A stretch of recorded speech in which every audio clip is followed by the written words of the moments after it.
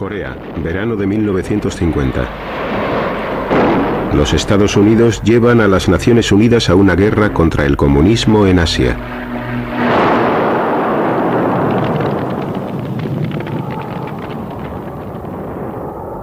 En invierno, los comunistas chinos atacan a las tropas de las Naciones Unidas y éstas se ven obligadas a realizar una retirada a gran escala. El camino fue muy similar al que tuvo que emprender Napoleón al retirarse de Rusia. Corrimos precipitadamente, de modo caótico, a la desbandada, tratando de llegar a Pusan, tratando de regresar a Japón. Fue muy desagradable. La Guerra Fría se había convertido en una guerra candente.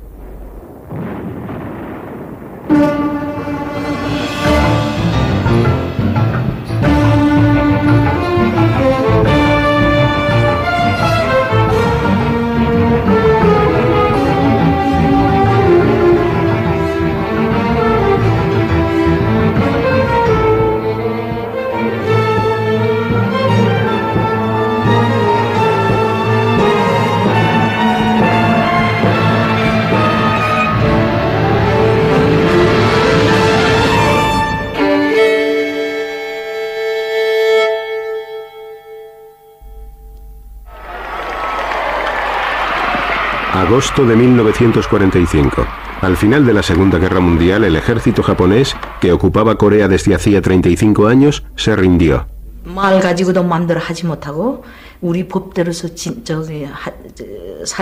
Durante la ocupación japonesa, nos obligaron a adoptar el estilo de vida japonés, a hablar en japonés, a regirnos con las leyes japonesas. Cuando nos liberaron, recibimos a los soldados con los brazos abiertos. Las tropas rusas y estadounidenses liberaron Corea y, al igual que habían hecho en Alemania, se reunieron para decidir su futuro. Las potencias de ocupación, Estados Unidos y la Unión Soviética, acordaron dividir Corea por el paralelo 38 como medida temporal.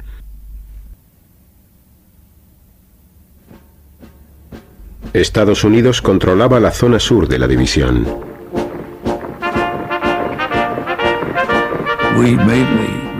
Entre el Departamento de Estado y el Pentágono construimos la República de Corea. Los generales estadounidenses nombraron jefe del gobierno a Syngman Rhee, un anticomunista de línea dura. De algún modo, su encanto resultaba decepcionante, porque también era un hombre muy duro, implacable y muy patriótico. Y no era ni mucho menos tan amable como parecía. Rhee fue nombrado primer presidente de la nueva República de Corea en 1948. Las tropas estadounidenses se retiraron. Al norte del paralelo 38 los rusos tenían el control. Establecieron un régimen comunista a través de una red de comités populares y prepararon a Kim Il-sung, que durante la guerra había permanecido en la Unión Soviética, para asumir el poder. Era un hombre joven y guapo, que siempre estaba sonriendo. A todos en Corea les gustaba y causó una buena impresión. Era el héroe nacional del pueblo coreano. Se proclamó la República Democrática Popular de Corea y Kim Il-sung ocupó la presidencia de la nueva nación.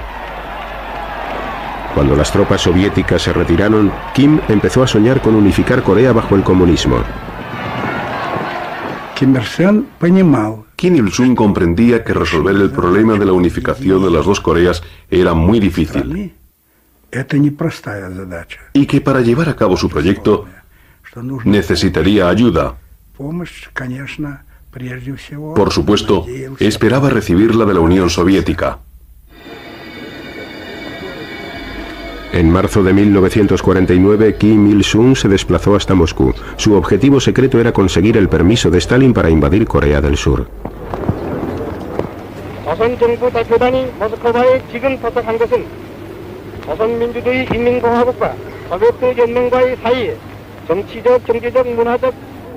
Stalin, preocupado por la crisis de Berlín, rechazó la petición de Kim de iniciar una invasión.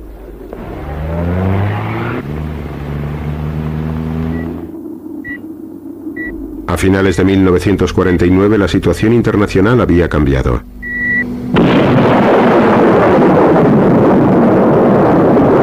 Los soviéticos detonaron su primera bomba atómica.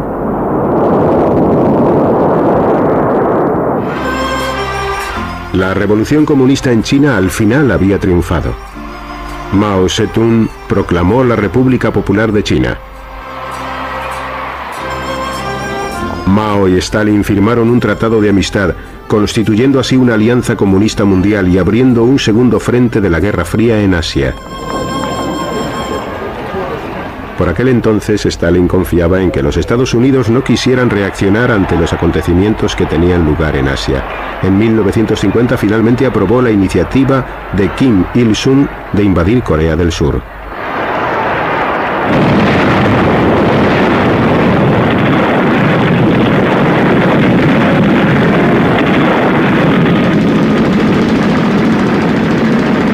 ...25 de junio de 1950... el ejército norcoreano lanza su ataque sorpresa contra el sur.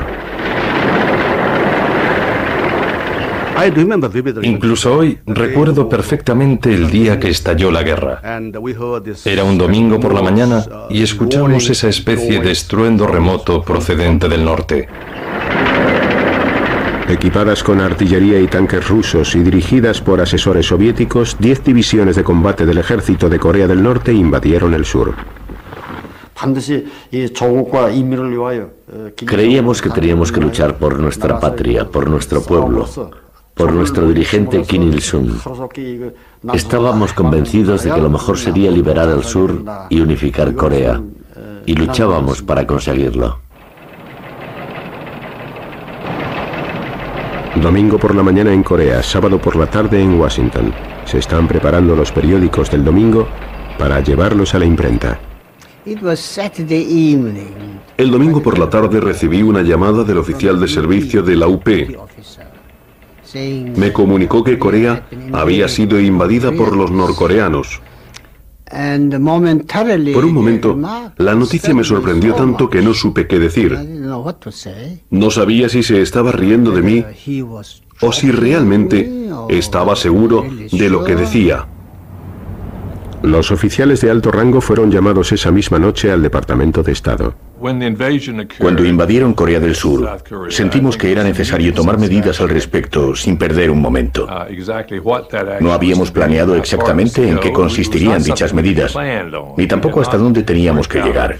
No habíamos elaborado un plan de contingencia por si estallaba una guerra entre Corea del Norte y Corea del Sur. Alrededor de medianoche recibí una llamada. Era el presidente Syngman Rhee. Cogí el auricular y dijo: por favor, pida al gobierno de los Estados Unidos que nos envíe rápidamente la ayuda necesaria. El embajador surcoreano se dirigió de inmediato al Departamento de Estado de los Estados Unidos para ver al subsecretario Dean Rusk. Dijo, y cito literalmente: en nuestra opinión, este es un tema que no solo debe preocupar a los Estados Unidos, sino al mundo entero. Y puesto que ese es nuestro criterio, hemos decidido convocar al Consejo de Seguridad para una sesión de urgencia.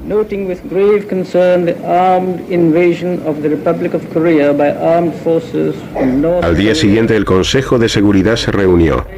Moscú estaba boicoteando a las Naciones Unidas porque se negaban a admitir en su organización a la China comunista. Los Estados Unidos aprovecharon la ocasión para condenar la agresión norcoreana.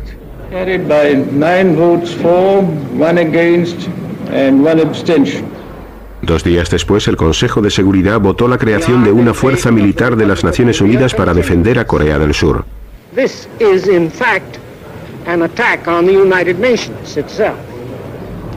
Soldados de 16 naciones se congregaron bajo la bandera de las Naciones Unidas para luchar contra los comunistas. Estábamos eufóricos. Nos sentíamos muy bien, muy animados. Además teníamos el presentimiento de que la unificación de Corea podría tener lugar como resultado de esa misma resolución. El presidente Truman se dirigió a la nación. Korea is a small country, thousands of miles away. But what is happening there is important to every American. The fact that communist forces have invaded Korea is a warning that there may be similar acts of aggression in other parts of the world.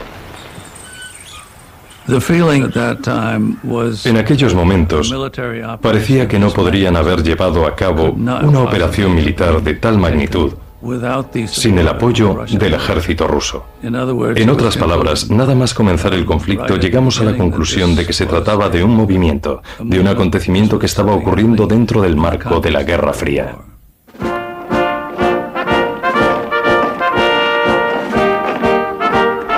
Los Estados Unidos se movilizaron para la guerra. Todas las reservas fueron llamadas a filas. En el momento en el que entramos en la guerra, y con nosotros las Naciones Unidas, era una guerra que todo el mundo conocía.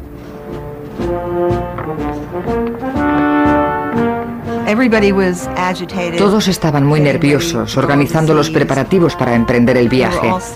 Había una mezcla de sentimientos: inquietud, expectación. Pretendían evitar que los comunistas se apropiaran de cualquier lugar del mundo, por pequeño que fuera. Querían poner freno al curso del comunismo. El general Douglas MacArthur, comandante supremo de los aliados en Tokio y legendario vencedor de la Guerra del Pacífico, fue elegido para liderar las fuerzas de las Naciones Unidas. En Japón era todo un ídolo. El ego de este hombre era tremendo y durante todos estos años lo habían alimentado muy bien. Creo sinceramente que llegado a este punto sentía que era infalible.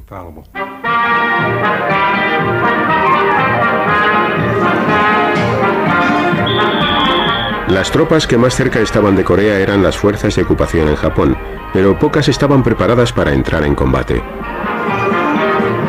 En la vida que llevábamos teníamos muchos momentos de ocio. Vivíamos a través del catálogo de Sears. Comprábamos telas y todas esas cosas para las chicas nativas. Allí se vivía muy bien. El destacamento que los Estados Unidos enviaron a Corea no se imaginaba que permanecería allí tanto tiempo. En realidad, nos pidieron que lleváramos el equipo básico y que nos olvidáramos del resto porque como mucho estaríamos allí 6 semanas. Les demostraríamos nuestro poder en el campo de batalla. Esos asiáticos amarillos volverían al otro lado del paralelo 38 y nosotros podríamos regresar a casa. Pero no iba a resultar tan fácil. El ejército surcoreano de Ri se estaba batiendo en retirada. 2 divisiones tiraron sus armas y se unieron a los refugiados que huían del avance comunista.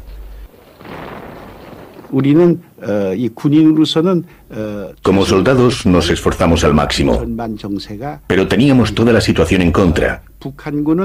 El ejército norcoreano consiguió sus objetivos iniciales y se hizo con la ciudad de Seúl en 3 días. Al apoderarse de la capital de Corea del Sur, Kim Il-sung obtuvo una gran victoria para el comunismo.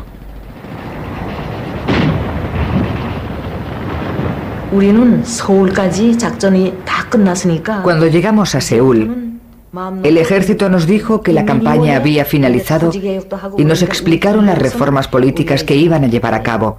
A partir de ese momento, unificar el país sería una tarea fácil. Pensamos que la guerra había terminado definitivamente.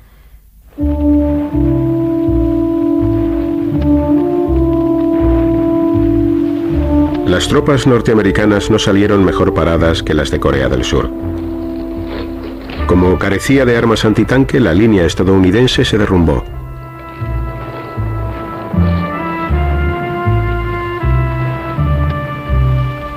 En pocos días, las tropas norteamericanas retrocedieron sumidas en el caos y en la desorganización ante el asalto del pequeño régimen comunista de Corea del Norte. El material con el que contábamos era el que había sobrado de la Segunda Guerra Mundial. No estábamos preparados para nada, y menos para combatir en una guerra. En resumidas cuentas, eso es todo lo que ocurrió. Los aliados de los Estados Unidos de todo el planeta se congregaron tras la bandera de las Naciones Unidas. El primer ministro británico les prometió su apoyo. was not to go the way of the old League of Nations. It was absolutely and imperatively necessary that a halt should be called. Contingentes de 15 naciones comenzaron a llegar a Corea para unirse a los estadounidenses en el ejército de las Naciones Unidas. La apuesta del general MacArthur para cambiar el curso de la guerra era muy arriesgada. Los destacamentos de las Naciones Unidas se habían visto obligados a retroceder hasta un diminuto enclave situado en Pusan. Entonces se llevó a cabo una vasta invasión marítima que llegó unos 250 kilómetros por detrás de las líneas enemigas, cuyo objetivo era cortar el avance norcoreano y obligar a sus tropas a replegarse. Está amaneciendo, es 15 de septiembre de 1950.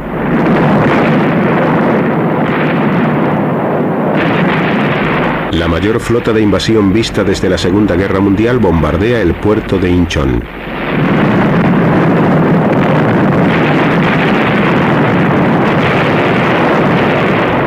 Los marinos estadounidenses y coreanos desembarcan en el lugar en grupos muy numerosos. Cuando aterrizamos nos dirigimos a la playa a toda velocidad.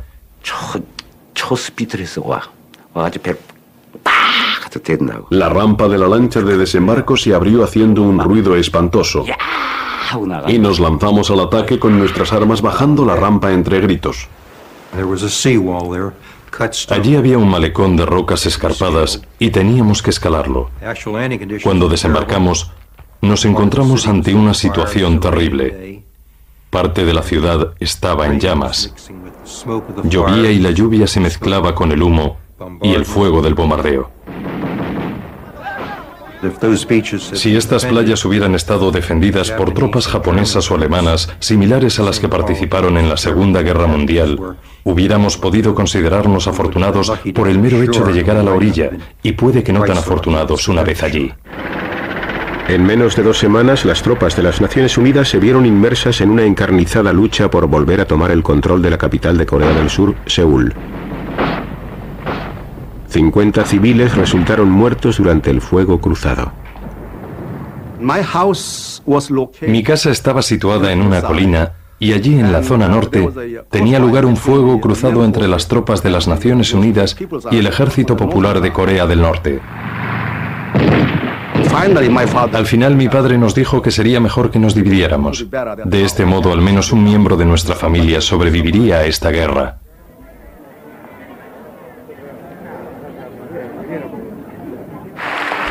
Cuando por fin recuperaron el control de Seúl, MacArthur restableció a Syngman en su puesto en el Parlamento. La asociación de MacArthur con el régimen de Rhee, cada vez más despiadado, causó hondas preocupaciones en Washington. Syngman Rhee era un hombre al que resultaba muy complicado respaldar, y una vez que tuvo nuevamente el poder nos fue extremadamente difícil hacer algo. No dependía de nosotros cambiar el gobierno, y de todos modos no había otra alternativa mínimamente lógica. El ejército de Rhee, exultante, fue el primero en cruzar el paralelo 38 y en entrar en Corea del Norte. Cuando contraatacamos y rebasamos el paralelo 38, todos nosotros, soldados y personas del pueblo, creíamos que el camino para unificar la península de Corea estaba despejado. Las tropas de las Naciones Unidas también entraron en Corea del Norte. Ahora el propósito de MacArthur era iniciar una encarnizada persecución del invasor. Creí que habíamos ganado la guerra. Y no debería bromear sobre este punto, pero tengo que hacerlo. Realmente pensé que habíamos ganado la guerra, y creo que era el sentimiento generalizado. Por eso pusimos rumbo al norte con grandes esperanzas. El inmenso río Yalu constituye una frontera natural entre Corea del Norte y China. Al otro lado de esta barrera, los líderes chinos seguían la guerra con preocupación. Temían que el ejército estadounidense que se encontraba en Corea del Norte invadiera la China continental.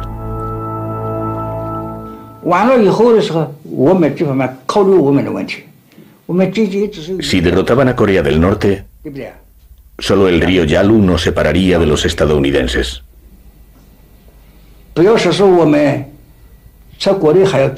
No podíamos correr el riesgo de que los aviones norteamericanos perturbaran la reconstrucción de nuestro país.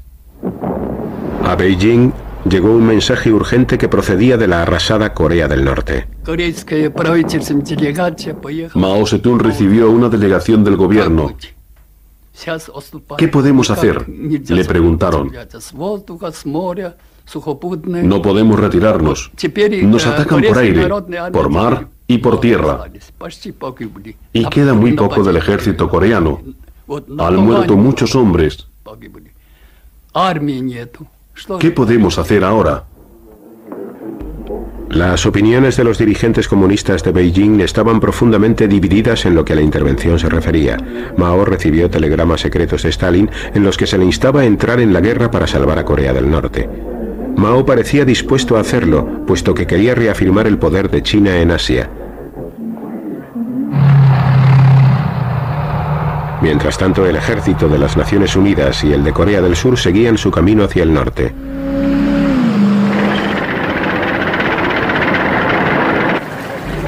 El 19 de octubre cayó Pyongyang. Era la única capital comunista que había caído durante la Guerra Fría. MacArthur ya casi había conseguido lo que quería. Estaba persiguiendo a un ejército derrotado. La carrera hacia el Yalu había comenzado. MacArthur se sorprendió cuando le mandaron llamar para que asistiera a una reunión con el presidente Truman en la isla de Wake, situada en mitad del Pacífico. MacArthur aseguró a su comandante en jefe que no existía posibilidad alguna de que China entrara en la guerra. En premio a su labor recibió otra medalla que él interpretó como una autorización para continuar avanzando hacia China. Cuando el presidente le pidió que se quedara a almorzar con él, MacArthur rehusó. Mientras Truman y MacArthur hablaban, Mao ordenaba al ejército chino, conocido como los Voluntarios del Pueblo, que entraran en Corea. 1,5 millones de chinos comenzaron a cruzar el río Yalu y esperaron a que las fuerzas de las Naciones Unidas se aproximaran a la orilla. Mientras las hordas de voluntarios cruzaban el Yalu, iban cantando esta canción. 雄赳赳，喜昂昂，跨过鸭绿江，为祖国，为国兵，就是保家乡。祖国好儿女，齐心团结，金抗美援朝，打败美帝野心狼。Era algo así.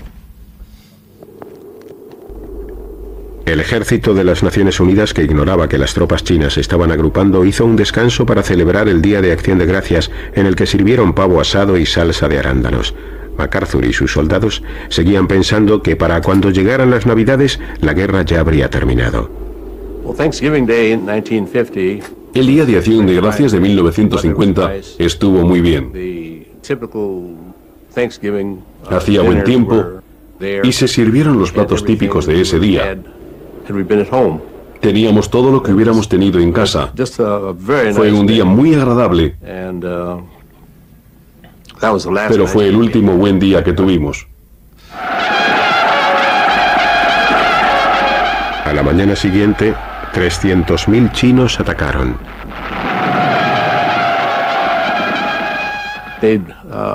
Soplaban esas cornetas y su sonido helaba la sangre en las venas de los soldados.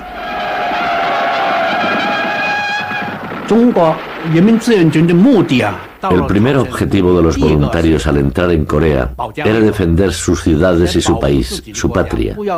No podíamos permitir que otros cruzasen el río Yalu y nos invadieran, pero también queríamos ayudar al pueblo coreano. Mao creía que una buena motivación podía derrotar al enemigo por muy superiores que fueran sus armas, como sucedió en la larguísima guerra civil que padeció China. Como nuestra causa era una causa justa, podríamos derrotar al enemigo. Nuestro coraje y la estrategia que desarrollamos durante los años de la lucha por la liberación nos resultarían de gran ayuda para vencer al enemigo.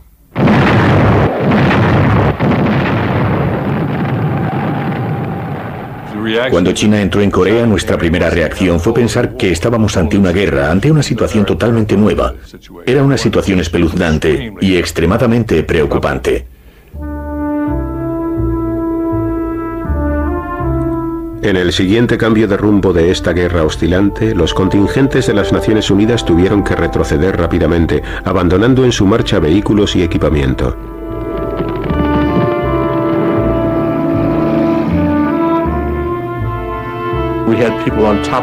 En nuestra huida hacia el sur, los soldados viajaban en el techo de los camiones y también en los estribos.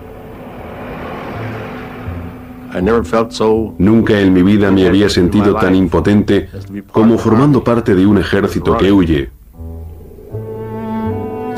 Era increíble. Imagínese por un momento la temperatura de 25 grados bajo cero. Nada funciona como debería. Resulta muy difícil disparar un arma a esas temperaturas, y hay un montón de chinos esperando ahí fuera. No conozco la existencia de otro movimiento de estadounidenses tan infructuoso como lo fue aquel camino, pero después de todo era un camino.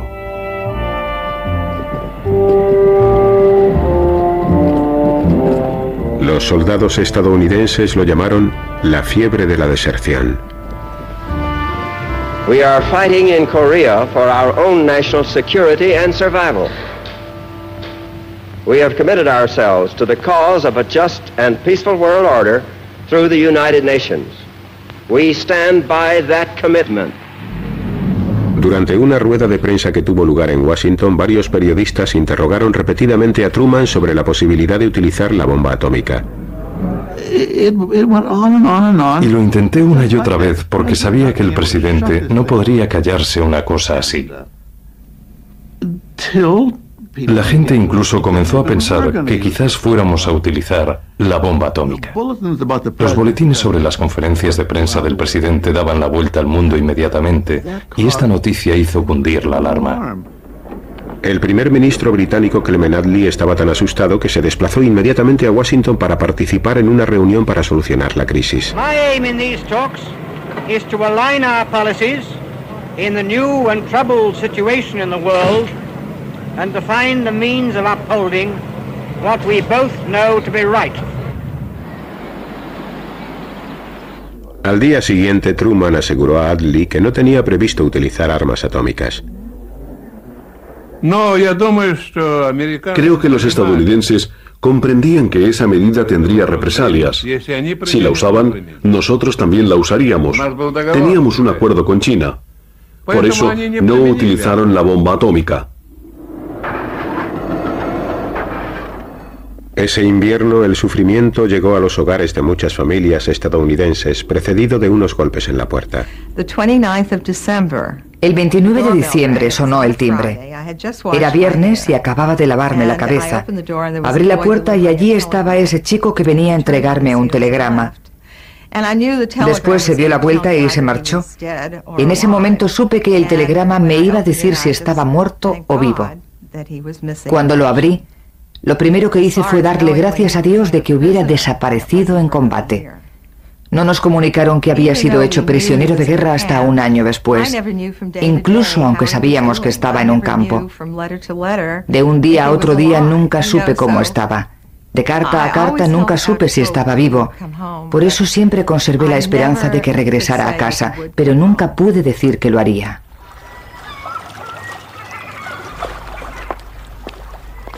Los soldados de las Naciones Unidas que se batían en retirada pusieron en práctica una estrategia militar que consistía en arrasar todo lo que encontraban a su paso. Tras abandonar Hunman, los ingenieros estadounidenses volaron la zona del puerto. Los chinos, que avanzaban con rapidez, recuperaron la capital de Corea del Norte, Pyongyang. A principios del año 1951, Seúl volvió a caer en manos comunistas. MacArthur nombró al general Matthew Ridgway nuevo comandante de campo. Al final, las tropas de las Naciones Unidas comenzaron a frenar el avance chino. El derrotismo, la fiebre de la deserción y todos esos problemas que habían aquejado a la 8ª Legión del Ejército fueron erradicados. Desde el principio, los Estados Unidos disfrutaron de la supremacía aérea. Cuando sobrevolaba el Yalu en el F-86, estábamos utilizando tácticas que habían sido literalmente utilizadas durante la Primera y la Segunda Guerra Mundial, excepto que ahora pilotábamos aviones mucho más rápidos. Cuando los cazas rusos MiG-15, guiados por pilotos rusos bien entrenados, llegaron a la zona de guerra, plantearon un desafío a la supremacía norteamericana.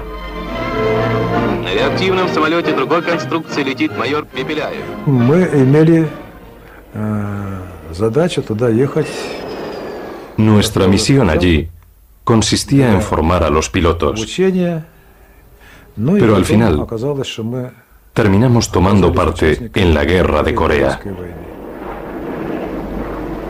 Con la presencia de sus pilotos en Corea, la Unión Soviética corría el riesgo de entrar en conflicto directo con los Estados Unidos.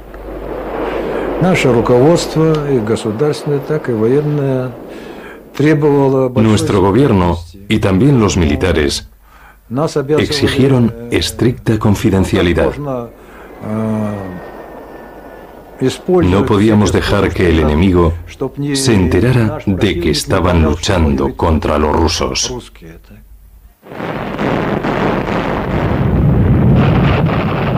Cuando los Estados Unidos desplegaron el Sabre F-86, fueron recuperando lentamente el dominio de los cielos.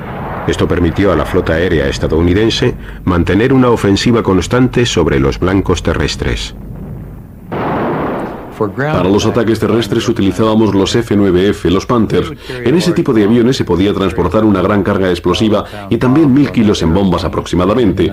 En algunos vuelos también cargaban con tanques de unos 300 litros de capacidad llenos de napalm que llevaban en el tapón una granada de fósforo blanco, de manera que al impactar sobre la tierra se produciría una llama que prendería el napalm. De cuando en cuando utilizábamos estos métodos en los ataques terrestres.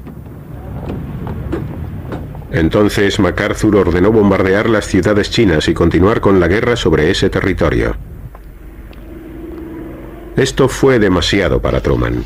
I believe that we must try to limit the war to Korea for these vital reasons: to make sure that the precious lives of our fighting men are not wasted, to see that the security of our country and the free world is not needlessly jeopardized, and to prevent a third world war. A number of events have made it evident that General MacArthur did not agree with that policy. I have therefore considered it essential to relieve General MacArthur so that there would be no doubt or confusion as to the real purpose and aim of our policy.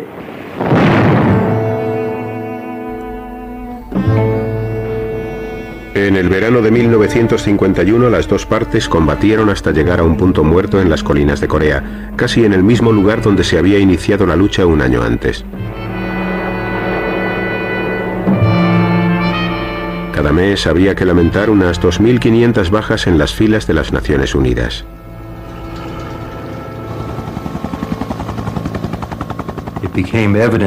Pronto resultó evidente que no estábamos luchando en esta guerra para ganarla, sino para negociar de algún modo una especie de paz. Las conversaciones para llegar a un armisticio comenzaron en julio de 1951, pero resultaron infructuosas. Ambas partes consideraron que la posición de la otra era intolerable.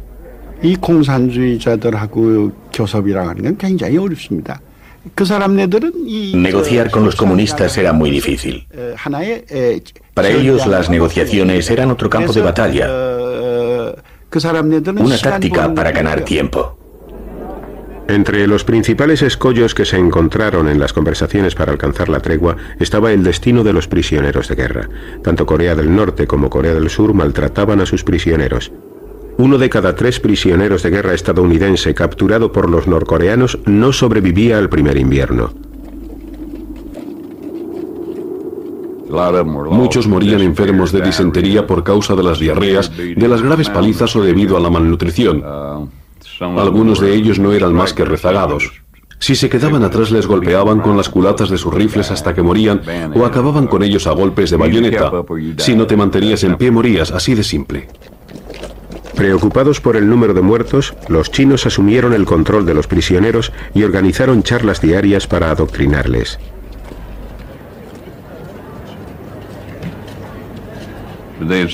Les decían, os diremos por qué habéis venido a Corea, porque ahora os encontráis a miles de kilómetros de vuestros hogares. Habéis derramado vuestra sangre por los belicistas especuladores de Wall Street. ¿Por qué habéis venido aquí a perder vuestras jóvenes?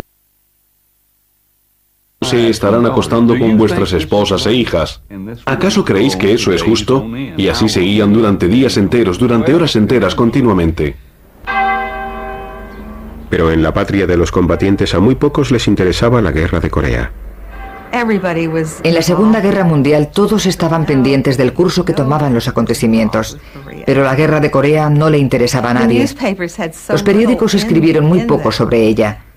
Para saber lo que había pasado el día anterior en Corea, había que comprar el New York Times, porque en la página 2, todos los días, había una pequeña columna sobre este conflicto. En el resto de los periódicos generalmente no escribían acerca de ese tema, y solo aparecía en titulares cuando tenía lugar alguna escaramuza o cuando se perdía alguna colina.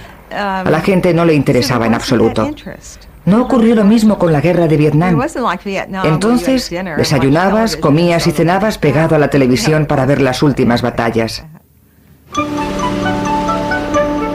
En Japón, la guerra de Corea impulsó la economía y generó 3.500 millones de dólares en inversiones.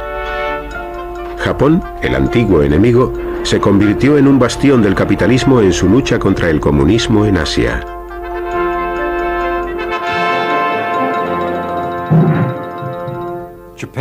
Japón se convirtió en el centro de operaciones para la guerra de Corea. Los arsenales y astilleros navales se utilizaron para reparar y reconstruir los barcos. La industria electrónica japonesa, que posiblemente ahora sea la más avanzada del mundo, tuvo sus verdaderos comienzos en la guerra de Corea. En Corea del Sur, las Naciones Unidas tomaron a 130.000 prisioneros comunistas. A todos les preguntaron si deseaban regresar a su país de origen o permanecer en el mundo no comunista. Los comunistas montaron en cólera cuando casi la mitad de los prisioneros de guerra decidió no regresar a sus hogares comunistas. Violentas protestas sacudieron los campos. Cuando se reanudaron las conversaciones para el armisticio en Panmunjom, las negociaciones sobre la suerte que correrían los prisioneros retrasaron el final de la reunión meses y meses. Cuando las negociaciones para alcanzar una tregua se estancaron, volvieron a producirse incesantes bombardeos. Los bombarderos estadounidenses lanzaron casi tantos explosivos sobre Corea del Norte como sobre Alemania durante la Segunda Guerra Mundial.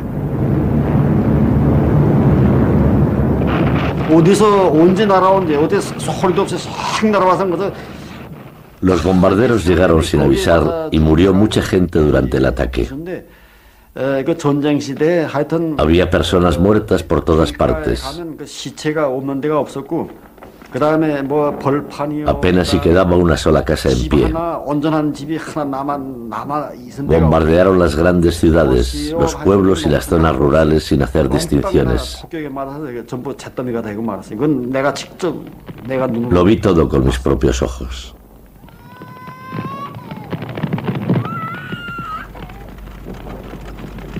Se estima que en el norte la cifra de civiles muertos superó los 2 millones. Fue horroroso. Se decía que el 96% de Stalingrado fue destruido durante la Segunda Guerra Mundial. Pero Pyongyang estaba totalmente destruida. Todo había quedado reducido a cenizas. No había ni una sola casa en pie.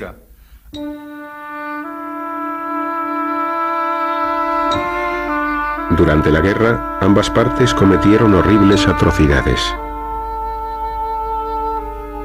Los norcoreanos asesinaron a sus compatriotas del sur, a los que acusaban de simpatizar con el enemigo. Los partidarios de Ri masacraron a los sospechosos de ser comunistas. Los civiles inocentes solían ser las víctimas de esta violencia aparentemente interminable.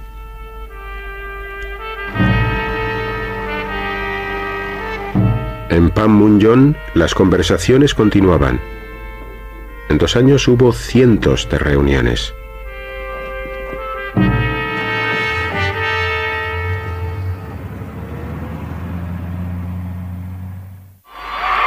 ...1952, año electoral en Estados Unidos.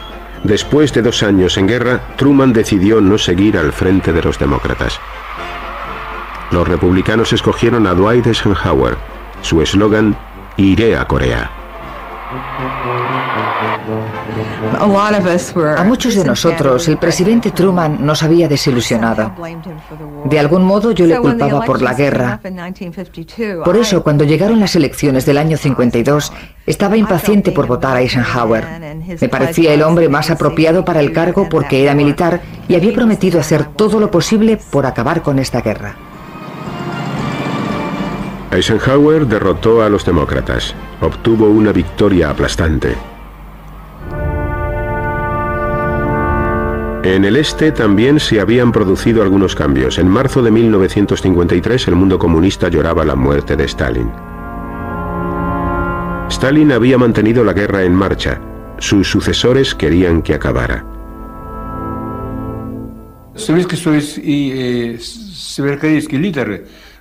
Los líderes soviéticos y norcoreanos llegaron a creer que era imposible ganar esta guerra, porque en la zona de Corea del Sur estaba el mundo entero, y en la zona de Corea del Norte, la Unión Soviética y China.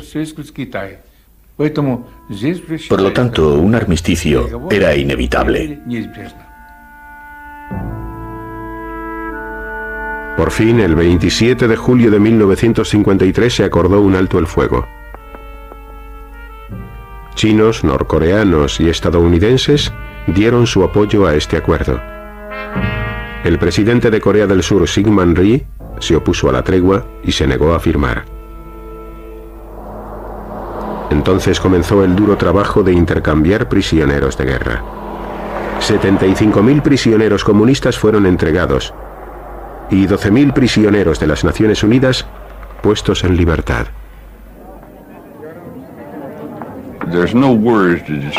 No tengo palabras para describir la euforia que sentí cuando mis amigos y yo cruzamos la línea.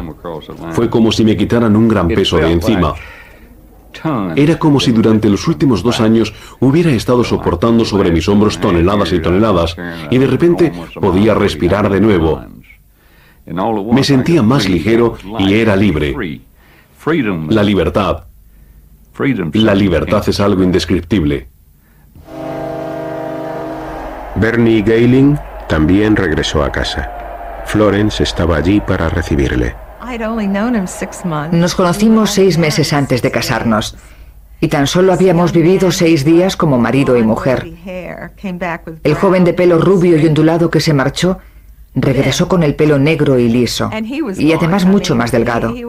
Estaba demacrado y su rostro no era el mismo que cuando se marchó. Era el hombre al que llevaba esperando 33 meses. Y cuando llegó a casa, me di cuenta de que casi no le conocía. Pero no me llevó mucho tiempo.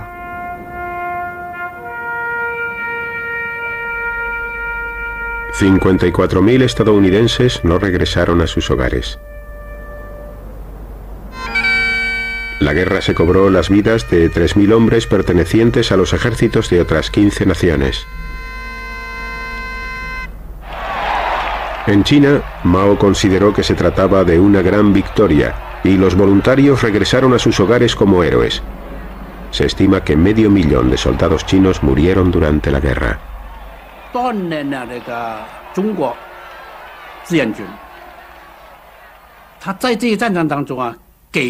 Los voluntarios demostraron al resto del mundo que China ya no era la misma que antes.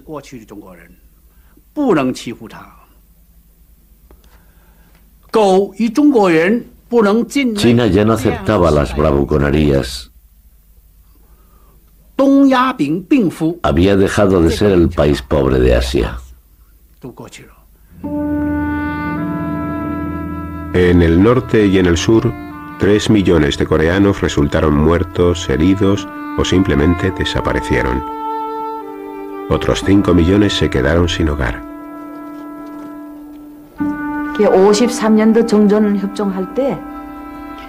Cuando se negoció la tregua en 1953, el pueblo coreano vislumbró la oportunidad de respirar tranquilo. Pero en la guerra, realmente nadie había salido vencedor. Murieron demasiadas personas y se destruyó una parte muy grande del país. No habían ganado, pero los países occidentales habían conseguido que la línea fronteriza siguiera en pie. El comunismo había sido contenido en Corea.